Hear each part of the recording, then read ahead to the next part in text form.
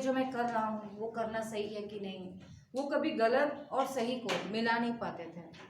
जो गलत होता था उसको भी वो बोलते थे कि ये इसकी वजह से गलत है, मतलब स्वयं को दोषी मानते, लेकिन इसके लिए किसी और को उन्होंने जिम्मेदार बना दिया था। ये हमने महाभारत की कथा में भी देखा है।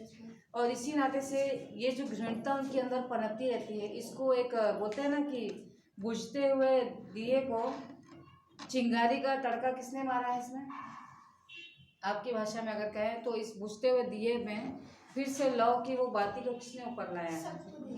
करेक्ट, शकुनी ने उस पीड़ा को कहीं ना कहीं भांप लिया था। और इसी नाते से शकुनी ने वो अपने राज गंधर्व को वो छोड़ चुके थे, गंधर्व राज उन्होंने अपना छोड़ दिया था, अपने पुत्र को ही वो शासनकाल दे के वो आ चुके थे बचपन से ही। जब उनकी बहन की शादी यहाँ होती है उनको बहुत बुरा लगता है शकुनी जी को।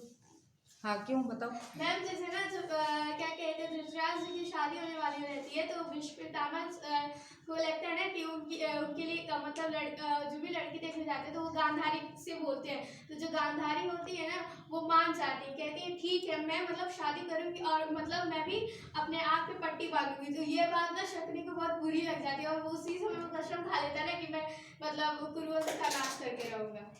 वही, क्योंकि जब वो चीज को अगर गांधारी ने उस चीज को सामने रखा तो वो चाहते थे कि पितामह इस चीज को रोके, शकुनी ये चाहते थे। लेकिन कहीं ना कहीं शकुनी के इस रवैये के कहीं ना कहीं, मैंने इसीलिए कहा ना कि महाभारत के मुख्य किरदार जिसका कारण है वो सिर्फ भीष्म पितामह है। बैठो। तो ये चीज़ें जब उन्हें राज्य दिया गया, राज्य अच्छे से हुआ, फिर कुछ समय के बाद वो लोग बन जाते हैं, जैसा कि हमने पाठ्य पुस्तक में देखा है। वहाँ पर बन जाने के पश्चात वो लोग वहाँ दोनों रानियों के साथ, जो पांडव होते हैं उनकी दो रानियाँ थी, कौन कौन सी थी? ओके, मादी है ना, माद्री थी। अब इनसे उन्हें 5 पुत्र होते हैं, कुंती से 3 और माद्री से 2। लेकिन जब असमय या अकाल मृत्यु हो जाने पर पांडव की, तब उस समय क्या होता है कि जो दूसरी रानी होती हैं यानी माद्री, वो अपने साथ मतलब उनका लगाव इतना अधिक था, और उस समय की जो पौराणिक संस्कार और जो परंपरा चलती है ना कि उसकी वजह से उनकी मृत्यु। Yes ma'am. मृत्यु का कारण एक्चुअली जो हम रामायण में देख चुके, महाभारत में देखा है बच्चों, उसमें कहीं ना कहीं मृत्यु का कारण वही मानी जाती है।